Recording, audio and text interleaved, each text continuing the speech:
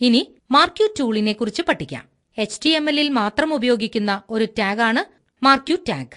Web പേജിൽ ചിത്രങ്ങളും ടെക്സ്റ്റുകളും മൂവ് ചെയ്യാനാണ് മാർക്ക് യു ഉപയോഗിക്കുന്നത്. ഇവിടെ 2 ടെക്സ്റ്റുകളിൽ മാർക്ക് യു ഉപയോഗിച്ചിട്ടുണ്ട്. BR ടാഗ് ഉപയോഗിച്ച് ഇവിടെ ലൈൻ ബ്രേക്ക് ചെയ്തിട്ടുണ്ട്.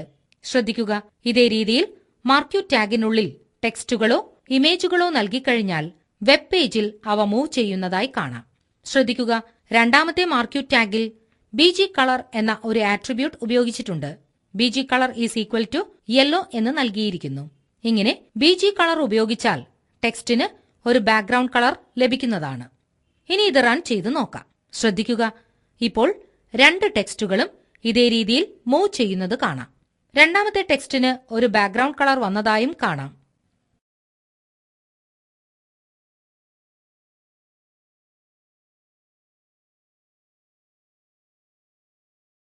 ഇനി മറ്റൊരു എക്സാമ്പിൾ നോക്കാം. ശ്രദ്ധിക്കുക, ഇതിൽ ബിഹേവിയർ എന്നൊരു ആട്രിബ്യൂട്ട് ഉപയോഗിച്ചിരിക്കുന്നു. ടെക്സ്റ്റിന്റെ സ്ക്രോളിംഗ് ബിഹേവിയർ നിയന്ത്രിക്കാനാണ് ബിഹേവിയർ ആട്രിബ്യൂട്ട് ഉപയോഗിക്കുന്നത്. ഇതിന് 3 രീതികളാണ് ഉള്ളത്: സ്ക്രോൾ, സ്ലൈഡ്, ഓൾട്ടർനേറ്റ്. സ്ക്രോൾ ആണ് സാധാരണ സ്വഭാവം.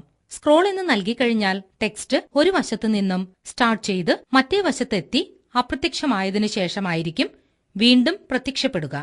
സ്ലൈഡ് ഉപയോഗിക്കുകയാണെങ്കിൽ ഒരു വശത്തു നിന്നും സ്റ്റാർട്ട് ചെയ്ത് മറ്റേ വശത്ത് എത്തിക്കഴിഞ്ഞാൽ ടെക്സ്റ്റ് അതുപോലെ നിലനിൽക്കും.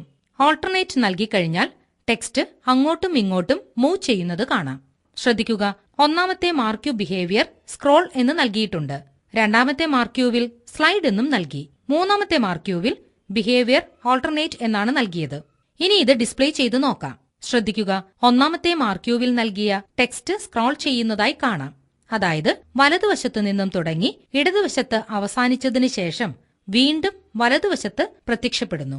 എന്നാൽ രണ്ടാമത്തെ മാർക്ക് യുവിൽ നാം സ്ലൈഡാണ് നൽകിയത്. ഇവിടെ വലതുവശത്തു നിന്നും അത് സ്റ്റാർട്ട് ചെയ്തതിനു ശേഷം ഇടതുവശത്ത് അത് എൻഡ് ചെയ്യുകയാണ് ചെയ്തത്.